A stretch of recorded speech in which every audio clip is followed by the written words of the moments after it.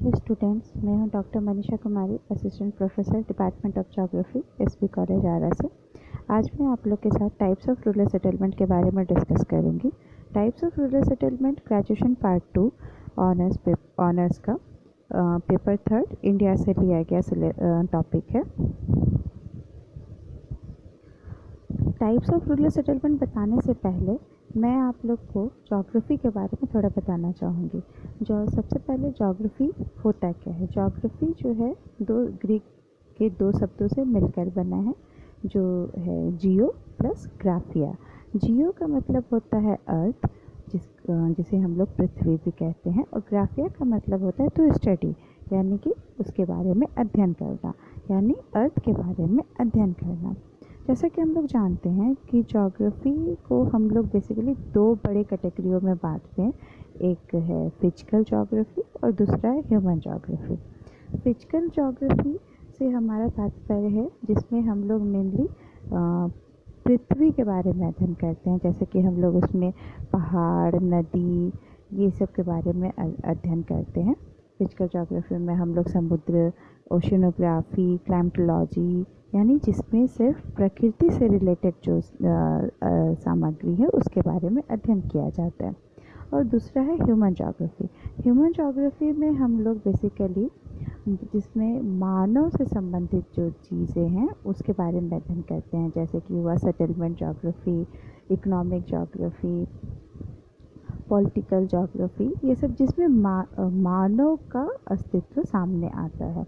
Human geography को में से एक बहुत इम्पॉर्टेंट है सेटलमेंट ज्योग्राफी, जिसको हम लोग बस्ती भूगोल के नाम से भी जानते हैं।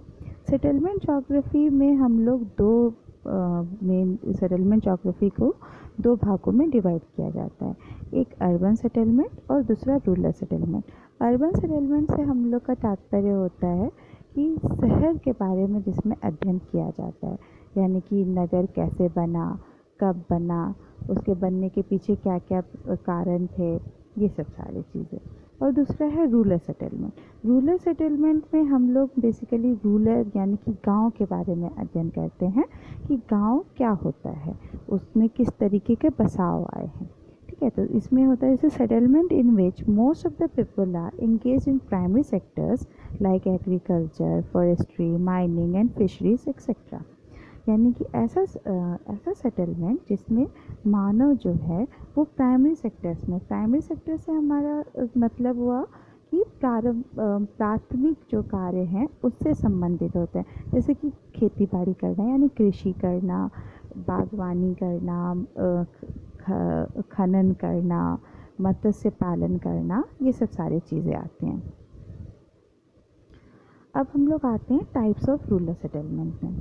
टाइप्स ऑफ रूरल सेटलमेंट जो है उसमें हम लोग मुख्यतः 3 भाग में डिवाइड करते हैं। इसमें है compact settlement, semi compact settlement और डिस्पर्स सेटलमेंट। कॉम्पैक्ट सेटलमेंट से हम लोग का मतलब है कि ऐसा सेटलमेंट जिसमें जो घर हैं हमारे, जो हाउसेस होते हैं वो काफ़ी कॉम्पैक्ट होते हैं, यानी कि कंजस्टेड होते हैं।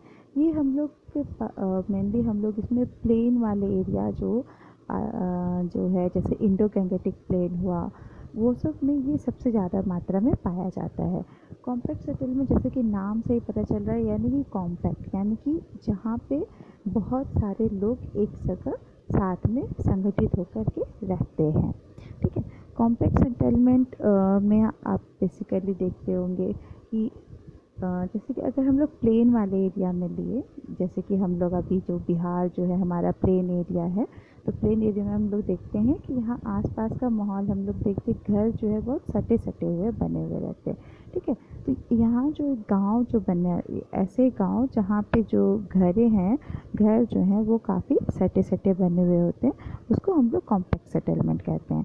दूसरा है सेमी कॉम्पैक्ट सेटलमेंट। ऐसा सेटलमेंट जिसमें मतलब ये कॉम्पैक्ट तो है लेकिन कॉम्पैक्ट से थोड़ा कम है, यानी कि उसमें थोड़ा सघनता जो है वो कम है।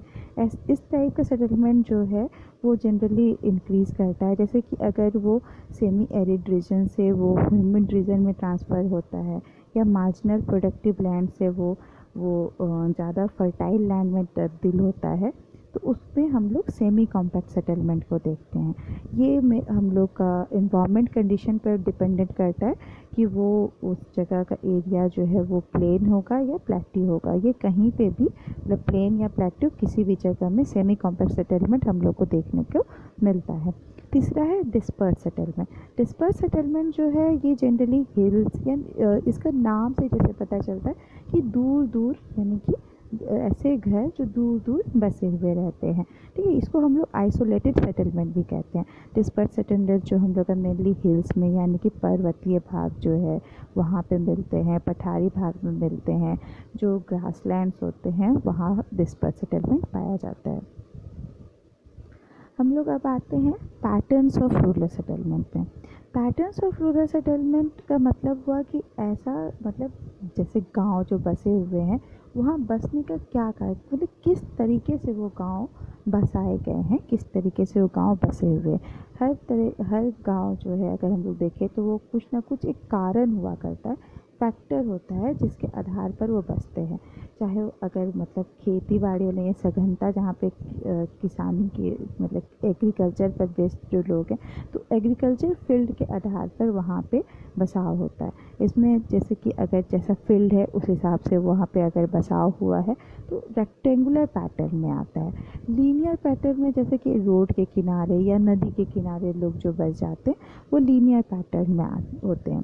सर्कुलर पैटर्न ये जनरली पॉन्ड या फिर लेक के आसपास किनारे बसे हुए रहते हैं और ये गोलाई में बसे हुए रहते हैं, यानी कि जो भी हमारा तालाब है तो तालाब अगर बीच में है तो उसके किनारे किनारे लोग अगर बस जाते हैं तो वो सर्कुलर पैटर्न के नाम से जाना जाता है। चौथा है स्टार लाइक पैटर्न, जिसको हम लोग नेबुलर भी बोलते हैं, रेडियल भी बोलते हैं।